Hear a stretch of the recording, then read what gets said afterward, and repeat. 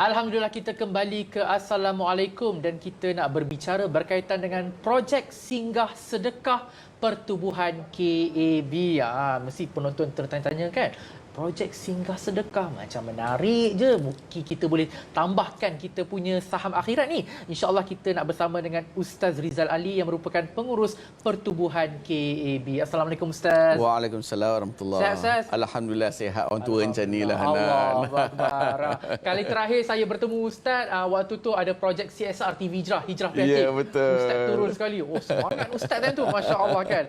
Jadi Ustaz, pertubuhan KAB ni dia dah menyantuni pelbagai golongan yang memerlukan bantuan semenjak setahun yang lalu, terutamanya ketika PKP melalui projek singgah sedekah ini. Jadi mungkin Ustaz boleh kongsikan apa sebenarnya projek singgah sedekah ni, sebab penonton saya rasa dah tak sabar nak tahu tu. Bismillahirrahmanirrahim. A'udzubillahi minasyaitonirrajim. Alhamdulillahirabbil alamin wassalatu wassalamu ala Rasulillah. Hanan, bila kita sebut tentang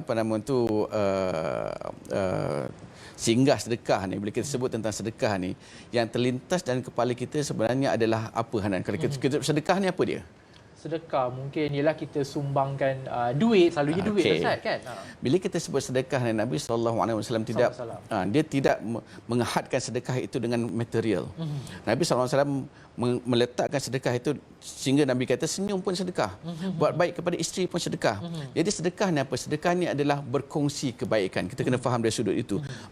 Berkongsi kebaikan dengan apa yang ada di sekeliling kita. Dan itu adalah manifestasi humanity, kemanusiaan di dalam diri kita, yang mana elemen kemanusiaan ini adalah satu elemen yang sangat penting dalam mana-mana masyarakat, terutama di dalam setiap orang. Bukan sekadar kita memberi material, tapi kita memberi kebaikan, berkongsi kebaikan, berkongsi nilai baik itu kepada semua orang. Kalau Hanan baca dalam mana-mana kitab hadis, mesti ada disebutkan di situ tentang kelebihan orang yang berbuat baik kepada jiran, dan juga ancaman mereka yang berbuat jahat kepada jiran. Ini menunjukkan apa? Ini menunjukkan bahawa Nabi SAW memberitahu kepada kita, bila kita nak buat baik, kita kena lihat demografi kita. Betul. Kita kena lihat di mana kita berada dan siapa yang kita nak bantu, yang kita kena utamakan. Kita kena tolong semua orang, tapi yang kita kena utamakan tu siapa? Yang dekat dari segi hubungan keluarga, hubungan darah, adik-beradik, saudara-mara dan sebagainya, dan juga yang dekat dari segi fizikal kita, jiran kita. Jadi bila kita sebut jiran tu, kawasan keliling kita lah. Dan projek singgah sedekah ini, kita adalah kolaborasi di antara pertubuhan KAB. KAB ni apa, Hanan? Kejar akhirat bersama. Kejar akhirat bersama. Bila kita kejar akhirat bersama, kita nak kejar akhirat ni, kita tak boleh buat seorang-seorang, Hanan. Betul. Kita kena buat bersama-sama, kita kena work smart. Work smart untuk apa? Bukan semua orang ada masa untuk membantu. Bukan semua orang ada juga kelebihan rezeki yang Allah beri. Bukan semua orang ada kelebihan kepandaian. Tapi kalau kita boleh gaulkan bersama dalam satu resepi yang cantik, hasilnya mesti cantik. Hasilnya mesti sedap. Jadi kita kena work smart dalam mengejar akhirat bersama. Jadi apa yang KAB lakukan ialah kita berada di Gombak, kita berjabat di Gombak, dan Akar Budi Center, Akar Budi Center ni juga berada di Gombak. Akar Budi Center adalah satu inisiatif UIAM, Universiti Islam Antarabangsa Malaysia, yang di Gombak. Jadi kita santuni lokaliti kita. Kenapa Gombak yang kita beri keutamaan? Kerana apa? Satu tadi, anjuran daripada Nabi SAW. Yang kedua, kalau kita lihat Gombak ni, Hanan, tahu tak, Gombak ni penduduknya adalah lebih kurang dalam 650,000 orang. 690,000 orang. 690,000 orang di dalam satu enklave 650 km persegi. Maknanya setiap 1 km persegi ada lebih kurang 967 orang. Masya Allah. Atau 1,000 orang sekarang. Ini statistik 2019. Jadi artinya dan juga Gombak ini, kalau kita tengok dari segi statistik data pendapatan, dia di antara top 3 di Malaysia, tertinggi, dia nombor 3. Walaupun dia top 3 tertinggi, kalau kita tengok daripada jumlah penduduk dan jumlah B40, barangkali kalau kita even ambil 10 hingga 15% B40, kita bicara tentang 60 hingga 90,000 orang B40 dalam satu enklave yang sangat kecil. Jadi apa tindakan kita? Soalannya, kita balik kepada diri kita. Apa tindakan kita dan apa yang harus kita lakukan untuk membantu golongan-golongan ataupun mereka yang duduk di sekeliling kita yang memerlukan bantuan. Sebab tu dalam masa PKP tu kita bersama-sama. Kita kena bergerak berganding bahu bersama-sama dengan Akar Budi Center untuk menghulurkan tangan sejauh mana yang kita mampu membantu mereka yang memerlukan PKP, Hanan. Baiklah. PKP ni bukan kita cerita tentang orang yang tak ada, orang yang hilang kerja. Kita cerita tentang golongan M40 turun ke B40. 600,000 orang dalam statistik yang saya rujuk. 600,000 orang M40 turun ke B40.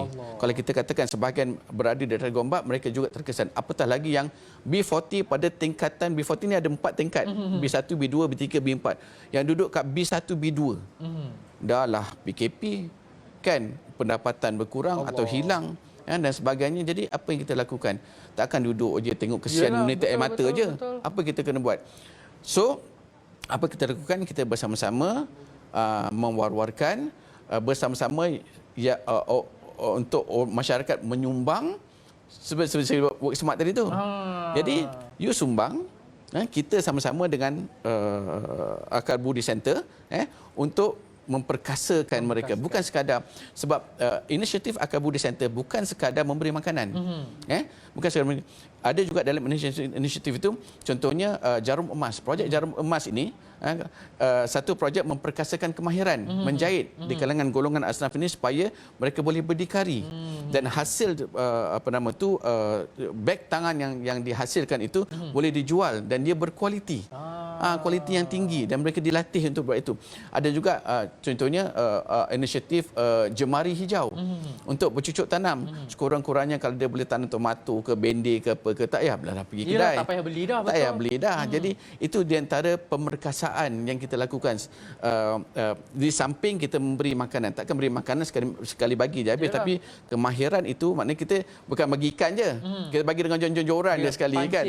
Pancing dia. Jadi jadinya macam mana nak work smart, jom kita sama-sama. Jadi saya nak mengajak semua penonton pada hari ini bersama-sama dengan kita berganding bahu menghulurkan tangan sejauh mana mungkin untuk membantu mereka yang memerlukan bantuan dari segala segi. Boleh pergi kepada kita punya Pertubuhan KAB punya website, pertubuhankab.org.my. Kat situ ada link-link tertentu dan maklumat-maklumat bagaimana kita nak berganding bahu. Tapi itulah saya cakap tadi, kelebihan berganding bahu ni besar, Hanan. Betul. Sebab Nabi sebut apa?